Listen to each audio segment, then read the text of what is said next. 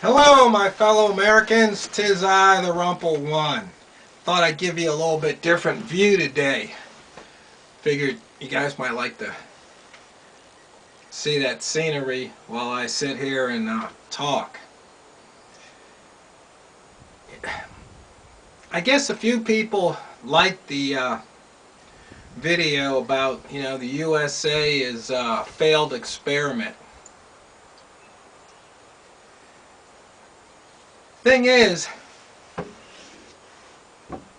part of the problem is that not only has the individual been made less important, the individual is no longer a priority. Take medical care, for example. I'm infuriated the way they've treated our veterans. My father was a World War II vet. My grandfather, a World War I vet. Uncles and cousins, they were all in the service. In fact, I think I even had an aunt in the Air Force. But the way they're treating our vets now, it's just not right. And the fact that in the private sector that an insurance company can take up to a week or more to approve services, medical services for somebody.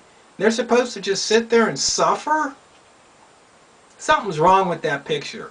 You know it, I know it.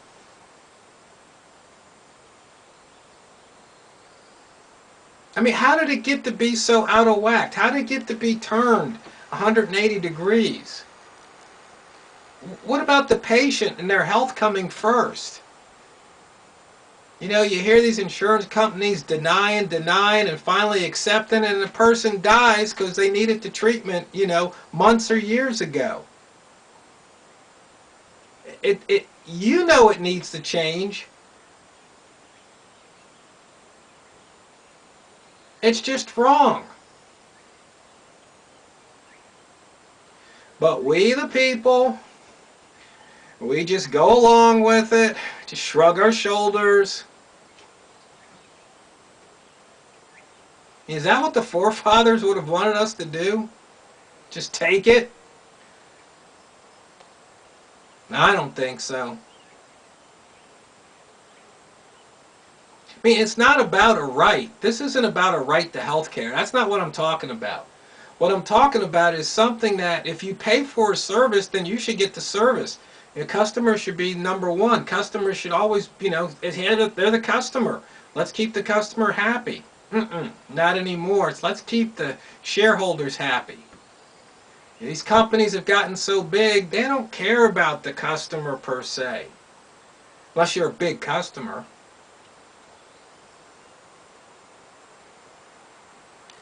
And the thing is, it's just across the board.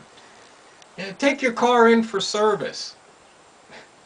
See how long it takes. See how you get treated. See if they do the job right the first time.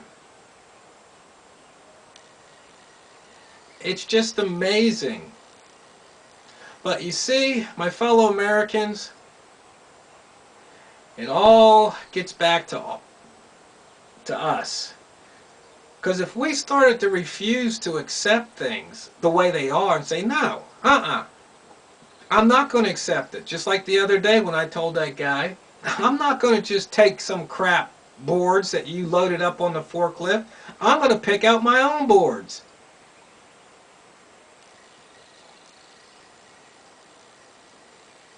And these companies, especially the larger companies, they're faceless. You don't know the person who works on your car. You don't get to look them in their face, eye to eye, shake their hand. No, it's some guy with a clipboard sitting behind a desk maybe, or walks out, and then you talk to him, and then he talks to somebody else, and who knows how many somebody else's there are in the flow and how long it sits there. And then You wonder why things don't work right the first time?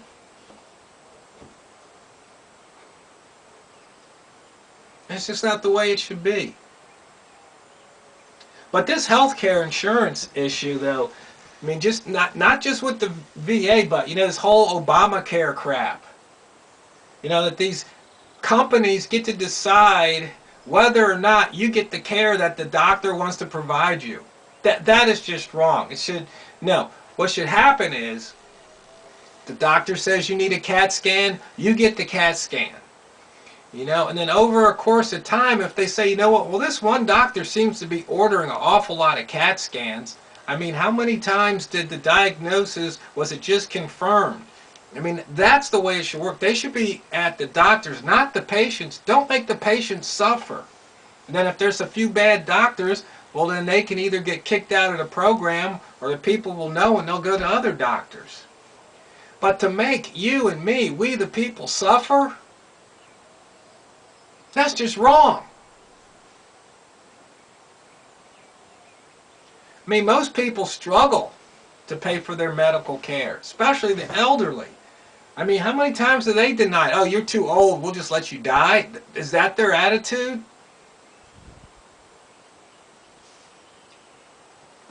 I mean, my fellow Americans, somebody asked me if I make these videos, if I'm just kind of thinking, what if, or if I'm thinking, something can be done. Well, something can be done.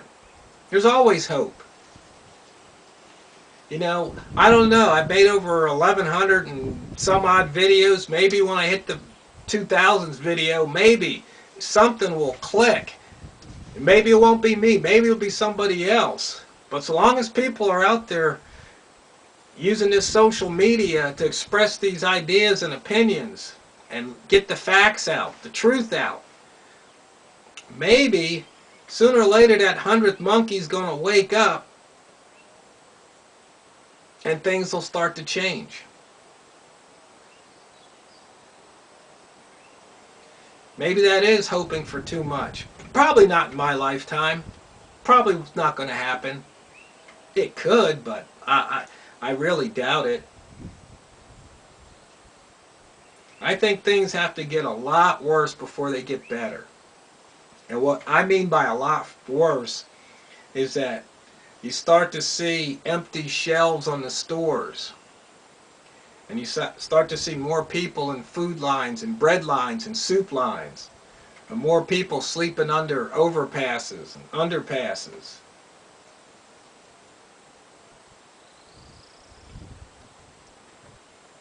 That's when I think things might change.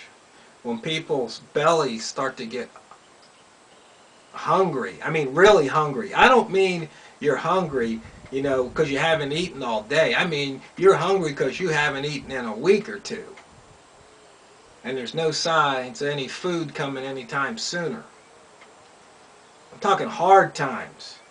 Like what our grandparents, or great-grandparents knew back in the Depression, pre-Depression days.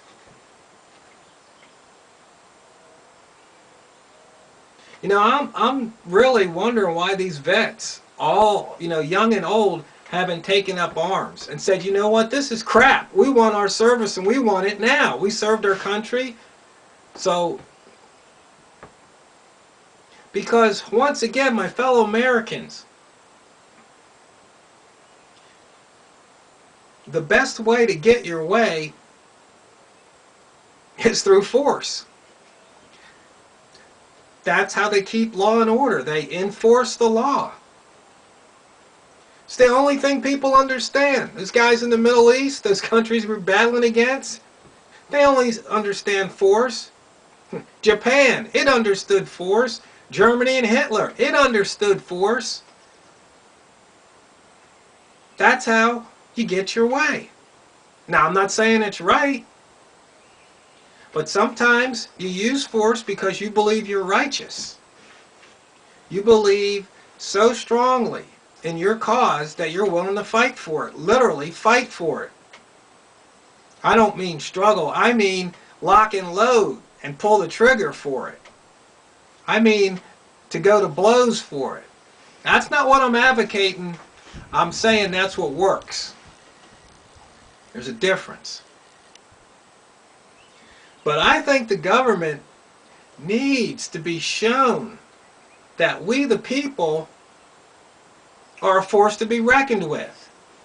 Because in my video, that other video that I said the USA is a failed experiment, think about it this way.